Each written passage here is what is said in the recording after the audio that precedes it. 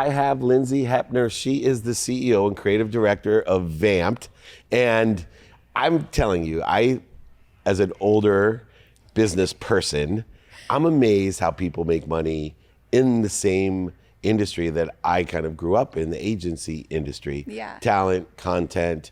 But what I thought was so fascinating about you and Vampped is that although you're young, cutting edge, and a leader in the digital space, you also understand the crossover from the traditional to the digital and the complementary nature of traditional content and media with digital media. I don't see a lot of people doing that. What are the benefits, because a lot of people don't talk about it, of combining traditional with digital? I mean, I might look younger than I am, which is good. Which is the first thing. Beats what I do. Yeah, but I grew up in seeing both. You know, I grew up in a traditional mindset of marketing, and I've always been so in love with it because I've been on the other side of the camera. So, you know, right now I'm creative directing and seeing what needs to be out there in marketing, but I've been on the other side where I've been the model and I know what it looks like on that side too.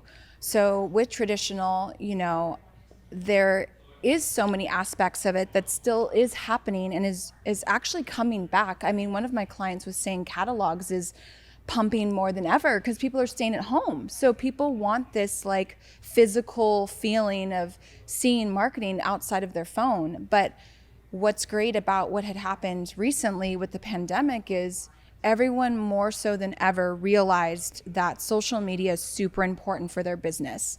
And you kind of had to force yourself to get out of traditional, which is brick and mortar, and go into this space that is going to amplify your business way quicker than people, you know, walking on the streets and being looky-loos. So I've seen both sides, and I know that grassroots works, but I also see that social media and having a presence and not only being a business, but being a brand for yourself, which obviously that's what you do too. But I did it the other way. Yeah, but I mean, it's so important to brand yourself right now. Yes. People want to know the person behind the business.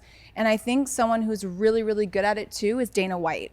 Like when you think UFC, you think Dana White immediately. You don't, and so I feel like that's the kind of feeling I have with my business is I want to be aligned with the brand as well. And in marketing, that's the best way is like if people fall in love with me, they can fall in love with my business and they understand that my values, my integrity, my goals are very, very much similar to how I present my business in the social space.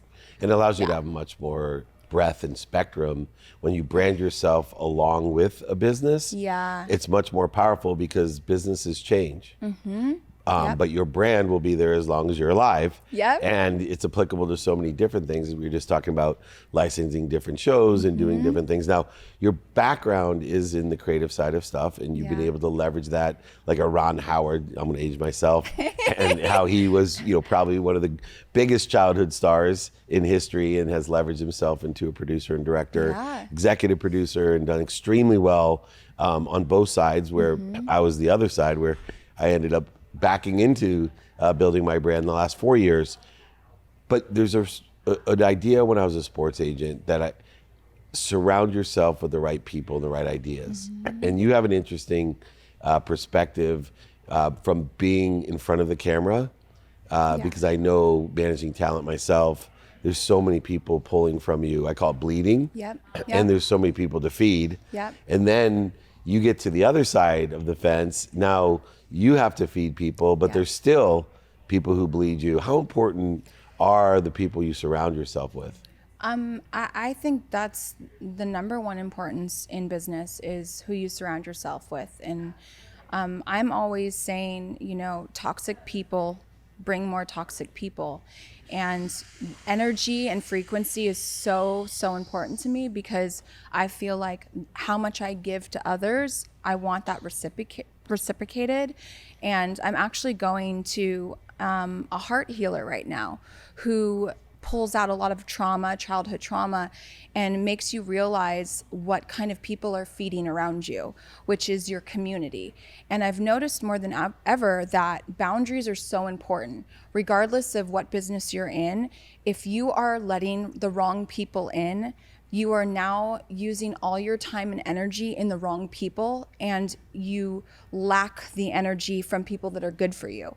So a lot of people that come to me that have never met me before are very confused about my tactics sometimes, because I have a lot of discernment on my business. And I unfortunately won't work with you if you are not a good person and you already come with this kind of mindset of, you'll never do enough for me, or you know those clients that are already like, they're already upset, and it's like, we haven't even started working together. I'm never going to make you happy, and I know that. So just being honest with myself and knowing that I can have 10 amazing clients and one bad egg can ruin all those relationships, because I'll be only focusing on the one that will never be excited to work with me and never think that I will ever accomplish anything for them.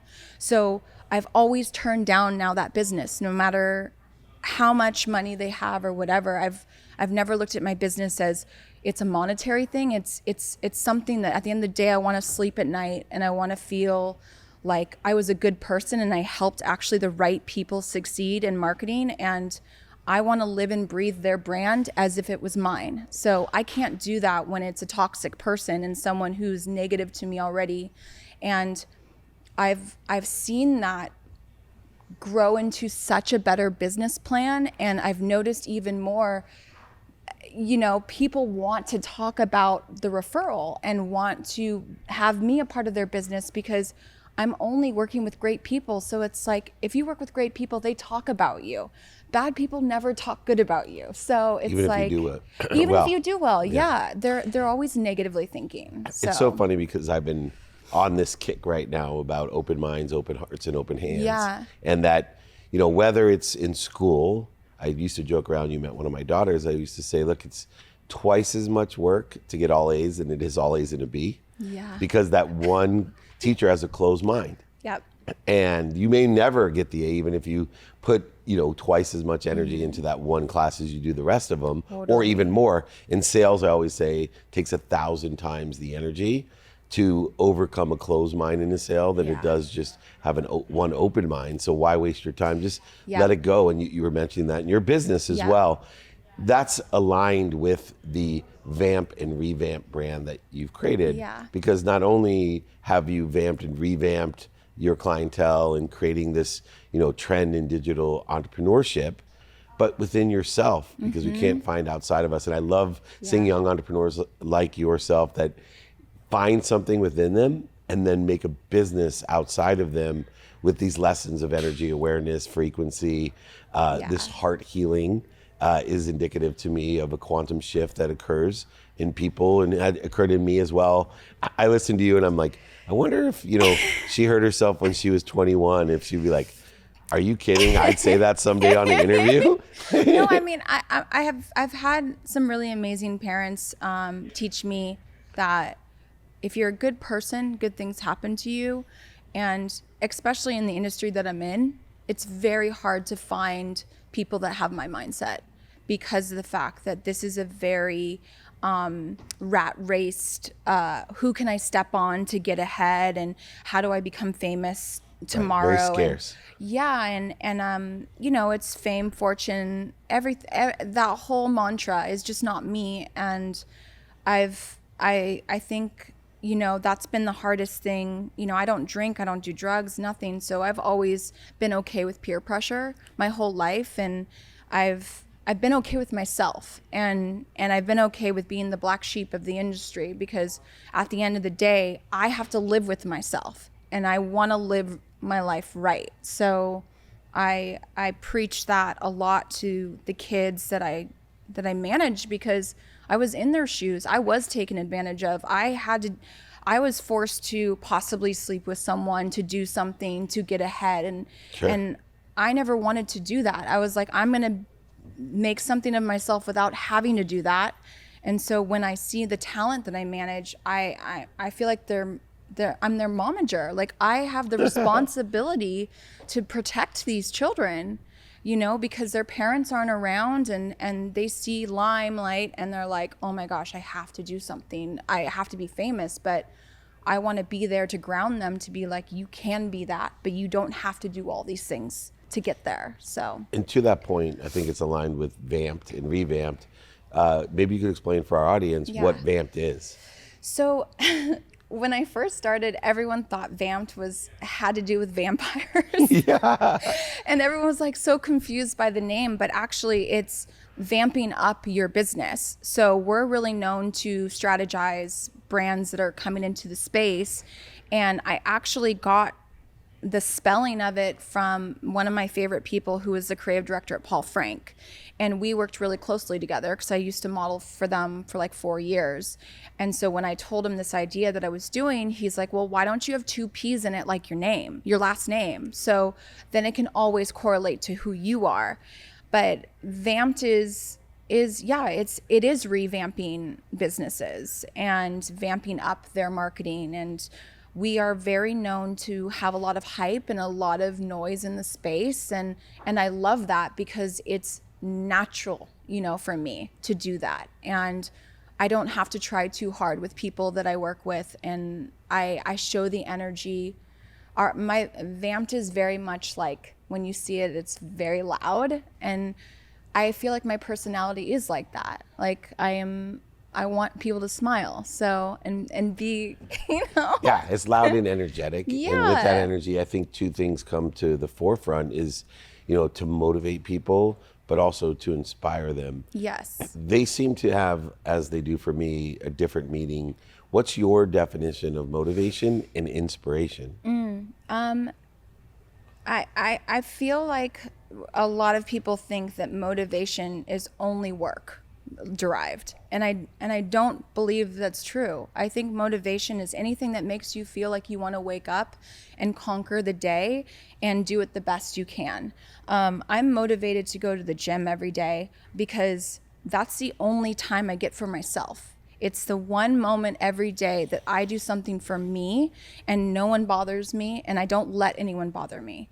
But I do have so much drive in my business because I love what I do. Like both of my parents are super creative, and I feel like I got that gene from them. And to wake up to do what I love every day, work with people I love, and not even have to think about the money aspect is a blessing constantly. And I know that not that many people get that opportunity, and I'm very appreciative of every moment I have, you know, with every opportunity. But I worry that a lot of people get discouraged about the word motivation because they only look at it as one lane. And I think it can be in every aspect. I think if you're a mom and you're motivated to be the best mom, I think that's just as important as me being a boss girl, you know? So, yeah. And in your business, and a lot of business, rejection, and as generations keep growing and learning, rejection's a difficult thing. Now, you were in front of a camera, and so I think that if I could give some courses that don't exist in colleges today, one would be how to deal with no. Yes. Because I think those that deal with no do extremely well, and understand no do extremely well. You have to manage young talent, and a lot of them have never even been told no. I know. They're in a world where no is not an option. It's not my house. That's why I'm married. Half the reason I married my wife is not only because it's difficult to find a woman attracted to me, but more importantly, she knew how to say no. And I'm like, if I could convince her, then she could teach my girls to say no, my family to say no, which I think is a superpower. Yeah. How do you deal with helping them cope, number one, with no, and then 2, advice on how to deal with no? So anyone that asks me how I deal with no's, I think it's the best thing. I look at it the complete opposite. If someone says no to me, you are on my list. of convincing later to hit me up or to be a client. Like I honestly think it's like the best challenge. And I think the only reason why I feel that way is because I got into a really bad car accident where I almost lost my life, and having something like that makes you rethink the word no. Like, you want to go out and live the best life ever because you have another opportunity. So I don't look at no's as they'll never work with you. I look at no's as not right now, but guess what? You have time to prove to them, because I planted a seed. I dripped on them. And it only takes my marketing skills for them to see me, you know, later on. And it's happened to me so many times. And I actually just use it as fuel to become better at what I do. That, like, if I couldn't get you as a client, if I can't get you as a talent, if I can't get you as a friend, if, you know, the list goes on, I will show you that your no was actually an issue for you, not for me. So, yeah. Can't find outside of you, we can't find inside again. Now, one of the things that you were talking about that's so intriguing to me, I've sat on a panel once with some very high-level executives of huge companies, and the president of HBO, she's amazing, entrepreneur like you, and all of us were, you know, spooging out the business advice and, you know, all this economic advice. And she said, well, my best piece of advice is to spend an hour a day minimum on something that you love to do for your health. And we've talked about your heart health, and we've talked about energy, and we've talked about you taking time to take care of yourself. One of the other things I do see within younger talent that you manage a lot of in this digital entrepreneur space especially, is that they're not taking care of themselves. And because the business has changed, the timing has changed, the activities have changed. I have a saying that if you are healthy, you get as many wishes a day as you want. And you're a dreamer, and it's genetically quantum in your nature to be a dreamer and creative. But if you are not healthy, you only get one wish. And I have a difficult time myself motivating, inspiring young people to take care of themselves. I had a difficult time telling myself that. I would love for you to share how important it is to take care of yourself, and how you can inspire some young people to take some time each day away from the screen, go outside into the sunshine, and do something that's good for you. It's so important. I mean, I've had Lyme disease before, and I don't wish that on anyone. That is a very, very scary disease, especially for someone like me who my mind is the most important thing in my business. Creating ideas, strategizing for clients. So when you have Lyme disease, you basically have Jeffrey Dahmer in your head all day, which is, you know, detrimental to anyone that's creative. But I feel like the kids that are around me, it's more my actions than it is what I'm saying to them. I don't do drugs. I don't drink. I don't party.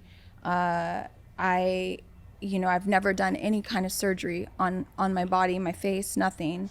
And I've always tried to be a good person, and I've tried to be driven, and that is all they want. They want to see it happen. And I don't have to tell them every day to be this way, this way, this way.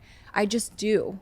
And then that is what makes them want to follow me and look up to me. And I want them to look up to me because I want to show them that you're capable of doing all these things without having to do what you think you have to do to be healthy. And, you know, and also too, the whole toxic thing, you know, I'm very much always, you know, showing them that I don't have to be around toxic celebs and toxic influencers. And, you know, they know I'm on my own lane, and that I think makes them more eager to be around me because I'm not fake, and I don't try to pretend to be someone I'm not. I'm very unapologetic for who I am, and I think that speaks a lot of volume for kids that are in this industry, because a lot of people don't do what they preach, I guess. So yeah, I think you are the mamapreneur. Thinking of what I always say about parenting, right? Kids don't listen to you, but they watch you. Yeah. Same with this young talent. They're Yeah. watching you. And so you have to walk the walk. And I don't think very many people today walk the walk, but also feel confident enough to say the things that you said here today, because they think, oh, the kids aren't going to think I'm cool. Yeah. They're not going to want, but it's the exact opposite. It's you're deterring the kids that are like that from wanting to be with you. Yeah. You know, because that vibration will attract Totally. the exact same, and you're doing a tremendous job. Thank you. Last piece of advice: you've been through so much in your life, good and bad, and you're in just positioned with Vampped and revamped into the atmosphere. What's the one thing that you would tell talent today that's looking for representation? What's the best piece of advice you could give them? Oh, don't always agree to something that is shiny toy ball syndrome. You know what I mean? Like everything looks great, but I definitely think you need to date people before you get married, and you'd be surprised how many people wear masks. I think it's so important in this industry to do your research, do your due diligence, DM other people that are part of their management team, find out who these people are. Contracts are pretty insane in this world. I mean, you're held pretty much, with handcuffs if you go into bed with someone. And I just think more than ever, talent have a leverage that they can use against. When I was a model, like the only opportunity you had was to get an agent and to be seen. Now you can be your own brand on social media. You don't need an agent. It's almost like they need you more than you need them. So just understanding that you do have that leverage, and just being smart about it, because people will offer you the world if they think that they can make money off you. And it's better to find someone who is a team player and doesn't look at you as a piece of meat, but someone who they can actually genuinely want to see you succeed. And I think that's more important than anything. So Trust and vet. Ask the hard questions. Yeah. Keep on trusting, but also vet everybody. I always say vet Yeah. the crap out of people. Oh my goodness, what a great guest you've been, Lindsey Heppner. you. She is the CEO, Creative Director of Vampped. Check her out here with David Meltzer, Entrepreneurs, The Playbook.